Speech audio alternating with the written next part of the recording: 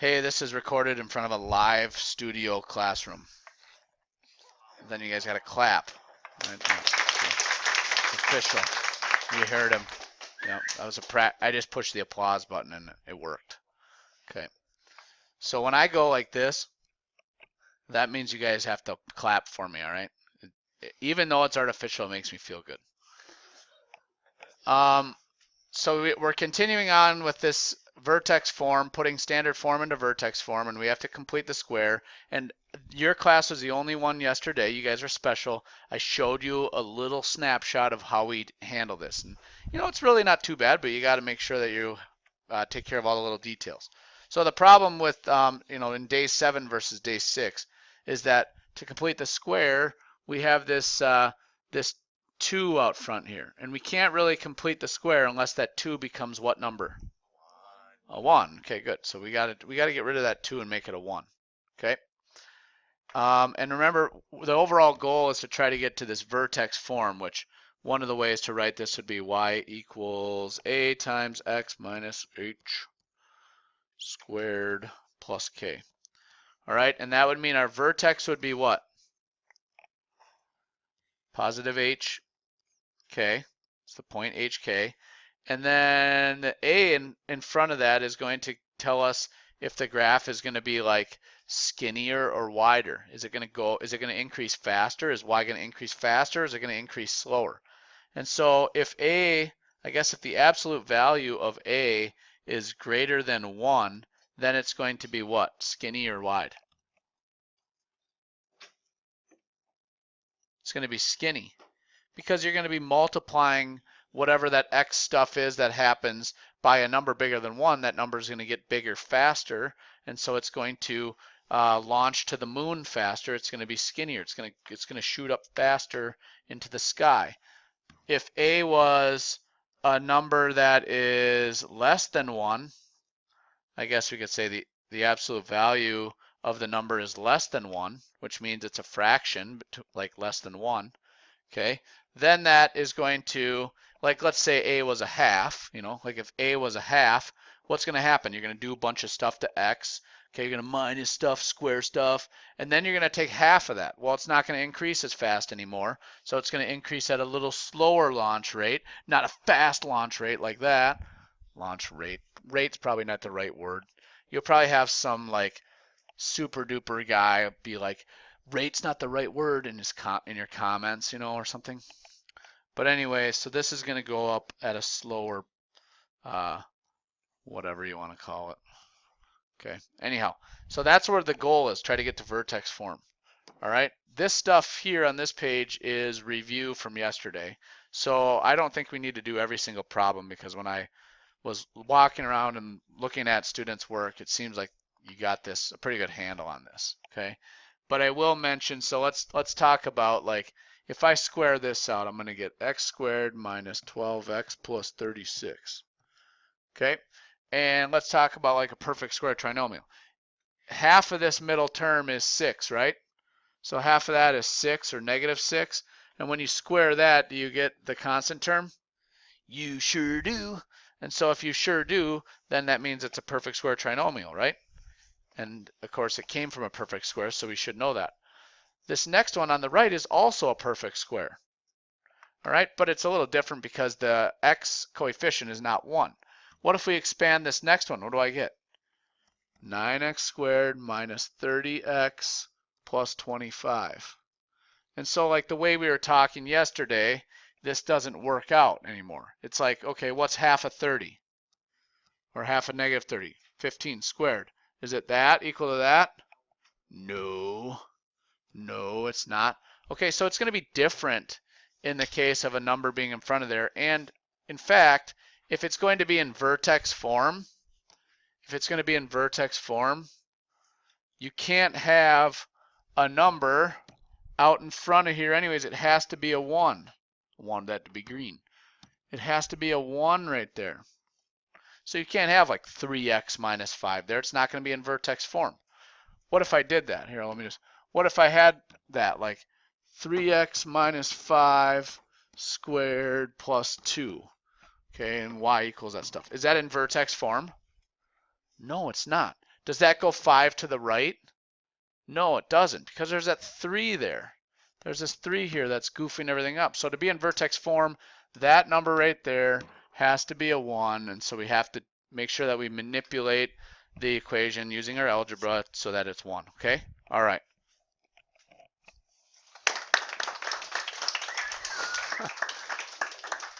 I like the way this is working out here. All right, so let's just, the rest of the stuff on this page is review, so let's jump ahead so we don't spend all day doing this. Here's some problems that we have done already. Okay, so this is stuff that we did in day 6, and so let's pick one because they're kind of ugly ones that have some fractions, and then let's just go through the process again. Okay, so anyone have a preference here? That was a Danish sneeze. Anyone have any preference? Bless you, by the way. Yeah. All right, let's just do this one then here. The one with the 7 will be good. Okay, so I want to complete the square. I want to make this a perfect square trinomial, so I'm going to get that over to the other side because look, half of 7 squared is not 3, is it? So it's not a perfect square. If it would have been a perfect square already, that would have been cool, but it's not. So let's move that over to the other side. So we have y plus 3 over there equals x squared plus 7x. And then I'm going to leave room for whatever I need to add to complete the square. So what do I need to add to both sides to complete that square?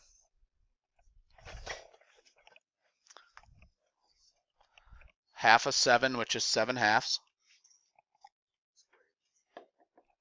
Squared is 49 fourths. So I'm going to add 49 fourths to both sides. Just a little ugly because it's a fraction or whatever, but you can do it. Now on the right side, that's going to give me my perfect square that I wanted, which is x plus 7 halves squared. And on the left side, I have to add a few fractions. 49 fourths plus 3. Well, common denominator means that 3 is the same as what? 12 fourths. So if I add 12 fourths to 49 fourths, I get 61 fourths. So over here, this is going to be y plus 61 fourths equals yada, yada, yada. And then we want to write it in terms of y when we're all said and done. So this would be y equals x plus, should we change them to mixed numbers? 3.5 squared minus, how many 4s go into 61? Let's see, 15 gets me to 60, so 15 and a fourth, I believe.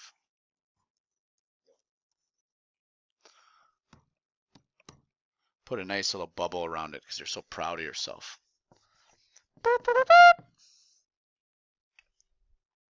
That's what we did yesterday. That was an ugly one because it had fractions. It's more fun when it works out neat with whole numbers because then you're just like, do this, do that. Oh yeah, yes, circle my answer, done. This is more like, ooh, I got to get a common denominator and I got to do some other stuff. Okay, good. All right, jump to the new stuff here. So that was okay because the number in front of x squared was 1, but now we have a number in front of x squared that's not so much 1 anymore. Okay, we're going to have to factor this out and get rid of that 6. We're going to have to get rid of this 6 right here. We're going to have to get rid of that -5 right there. We're going to have to get rid of that 1/3 right there. We're going to have to get rid of that 2 right there. Okay, all right, let's go. Ready? All right, on your marks, get set. How can I get rid of this 6? Well, there's 2 ways to think about it. Okay, you can divide both sides by 6, which means you have to divide everything in the equation by 6. Or you could factor out a 6 from the right side. Okay, and I think it's a little better.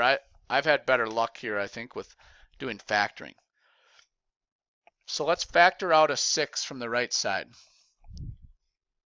So we're going to have then as y equals 6 times x squared minus 3x.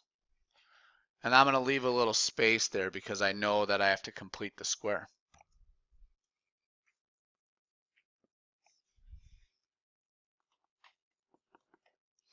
And so if I add something to the right side to complete the square, I have to add that something to the left side to keep the balance in the equation.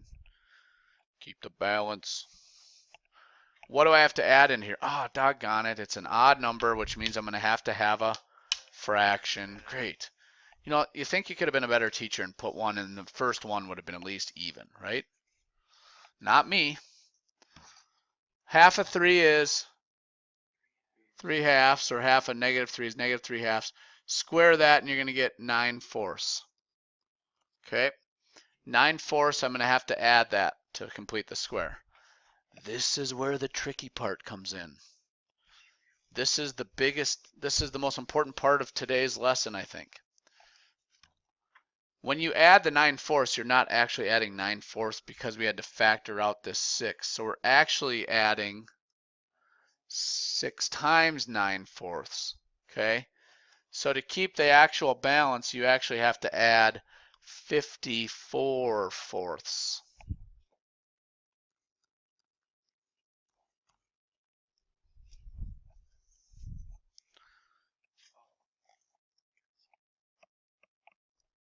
Know what I mean? Because we factored out that 6, you know. So technically, if you really break it down, you look at it, you're not adding 9/4, you're adding 6 times 9/4. Okay, now let's clean it up. I'm gonna get rid of that. We're running out of room. Let's clean it up here. On the left side, we have y plus 54/4, right? And so that's going to be, I think, 13 2/4. So it's a half. So 13.5. So this is going to be y plus 13.5 equals 6 times x minus 3/2, which is, well, we'll just leave it 3/2, which is 1.5. But so x minus 3/2 squared.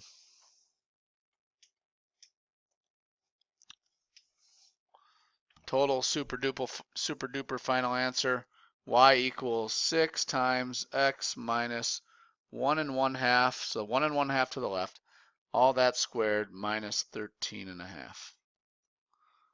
Top dog.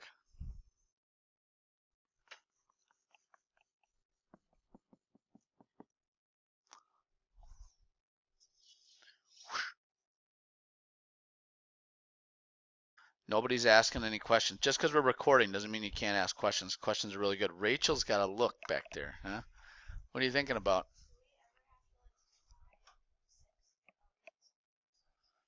To get rid of that 6 there.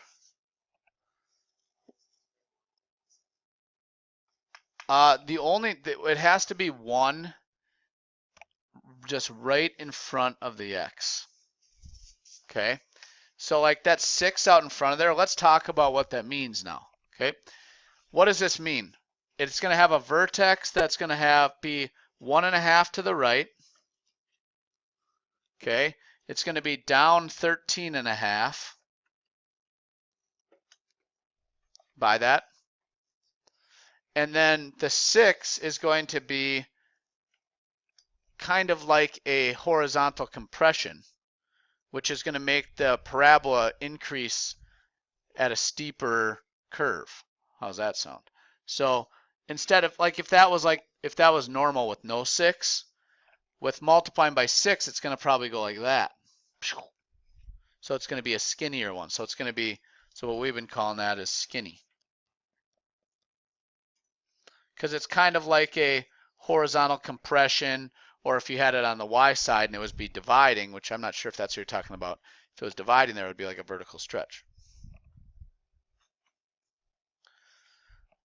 I don't know if that answered your question or not.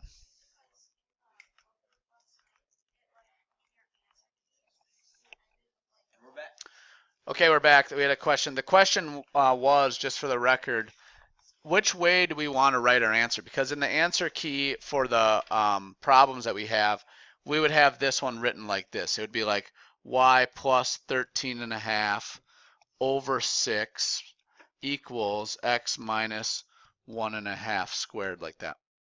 Okay, and so like the question was like, which way do you want us to write it? Do you want us to write it like the way where it's highlighted in pink there, or do you want us to write it the way it's highlighted in green there? Because they're both exactly the same thing. It's just that the one that's in green, where it's solved for y, is more common. So that's like when you're going to see a problem in the math book, like if you go off to college and you see a problem, it's going to be written like this one in green, solve for y. Okay? But when we've been like manipulating them and learning what's happening, we've been doing and leaving our answers a little bit like the one in pink here. All right? Okay. So the next one's a little more friendly. We have to get rid of that -5 there. So let's factor out the -5. And so we'll have y equals -5 times x squared plus 6x.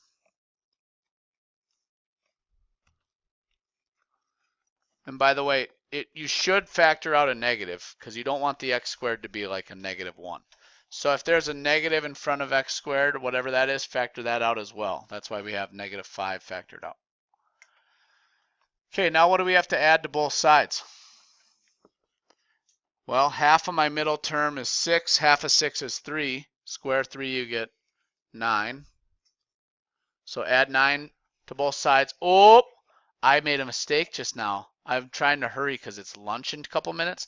You don't actually add 9 to the left, do you? You actually add -45.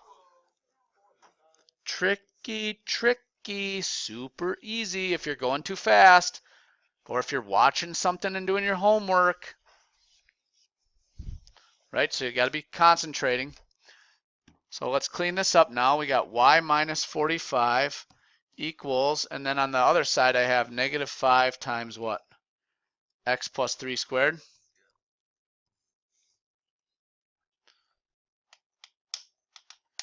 So final answer, solve that for y. You're going to have y equals -5. So it's going to be a skinny one because it's going to multiply by a number greater than 1, -5.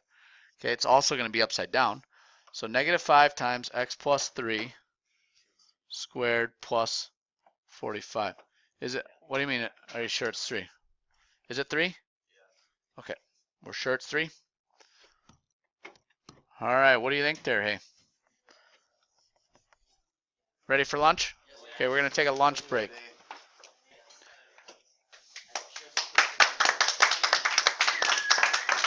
All right, we're back from lunch here, and we're all happy and tired.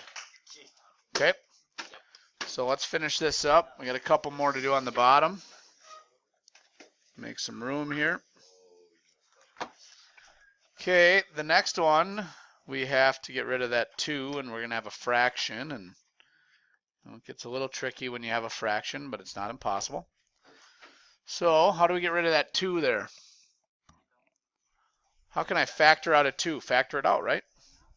Okay, so factor out that 2. Okay, and when you do that, you're left with 2 times x squared plus, now when I take a 2 out of 3, what am I left with?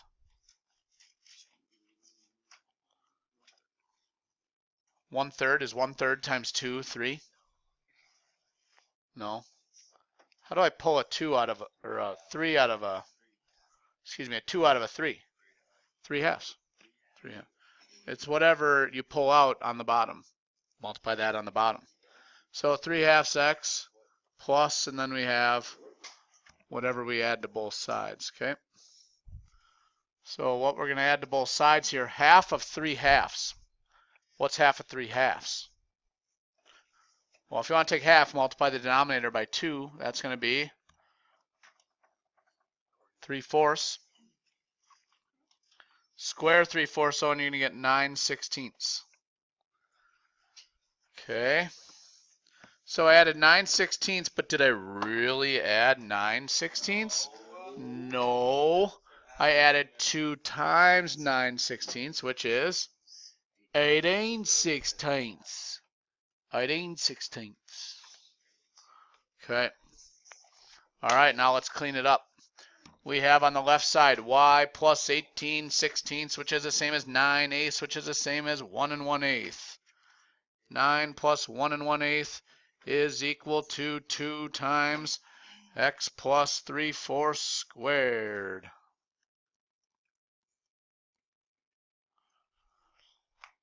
Why is it 3/4 squared? Well, because that's what half of the middle term is, right? Whatever half the middle term is, that's what goes right here. The only thing else we can do is move the 1 1/8 over. So we solve it all for y. We have y equals 2 times x plus 3/4 squared minus 1 1/8. Perfect. Easy, breezy, beautiful.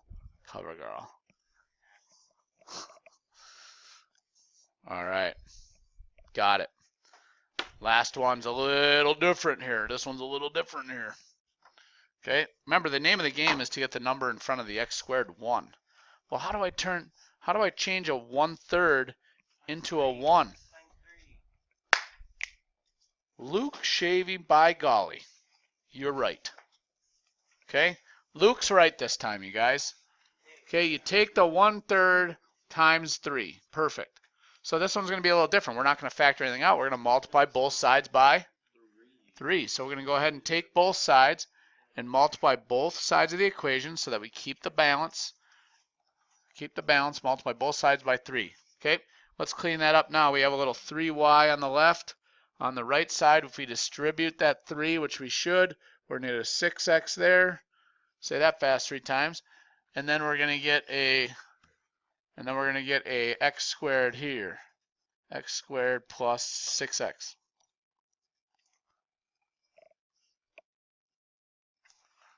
So now what? Complete the square. What do I have to add to both sides? Nueve. Yep, 9. Add 9 to both sides. Why? Because that's half of 6 squared. Add 9 to both sides. But is it really 9? Yeah, it actually is really 9 this time. Okay, so it is really 9. So now clean both sides up. This left side I have 3y plus 9 is equal to x plus 3 squared. Is that in vertex form? Almost. Okay, you can't have a number out in front of x or y, so this 3y is a problem. So, but let's just solve it for y anyways, and that'll take care of that.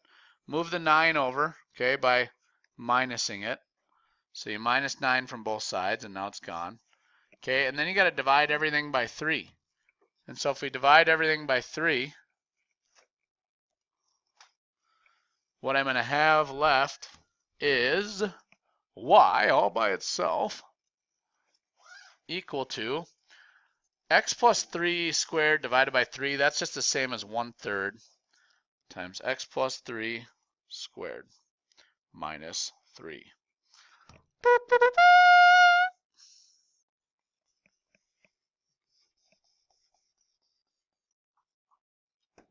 Pretty neat, eh? What's the vertex? -3, -3. And is it going to be wide or skinny? Well, because of that 1/3, it's going to increase at a slower rate, so it's going to be wide. What do you think, Cater Tot?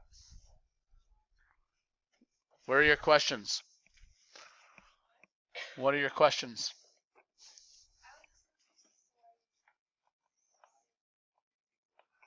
Why did I, what, the 3? Where? Multiply by the 3?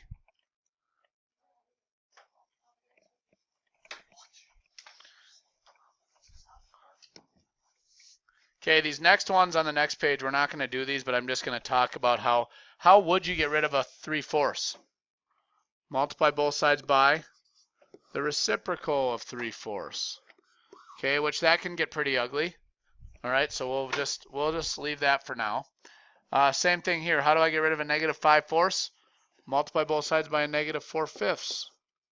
Okay, then you could go through, and the process is the same. You just got to be careful to work with fractions and stuff. Next page. Ooh, nice pink page here. Not pink on yours though.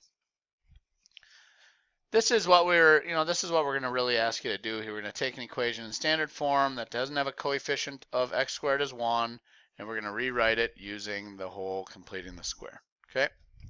So why don't you guys try to do just the first one, and then I'll give you a head start, and then we'll see where we're at, and then we'll be done for the day. All right, wrapping this up here, we'll finish this problem. First thing, move the 5 over to the other side. This is going to be y plus 5 over there, and then we're going to have equal to 2x squared plus 8x. Okay, and then we're going to have to add some number in there to complete the square. But first I want to factor out a 2. So now I'm going to have y plus 5 is equal to 2 times whatever all that stuff is now. Okay, what number is going to complete the square? Add that to both sides. So we're going to add a half of 4 is 2 squared is 4. Okay, but is it really a 4? No, it's actually a 2 times 4, which is an 8. Okay, then over on the left side we have y plus 13. On the right side we have 2 times x plus 2 squared. Move the 13 over, solve it for y. That's just a little minor step here. Put a bubble around it because you're so proud of yourself for doing a great job. Give yourself a little pat on the back. Give yourself a hard pat on the face. Hey, what? All right, hey, good job. Talk to you later. See you tomorrow. Just kidding, we forgot the applause at the end. Toot, toot. All right. Woo, woo, woo.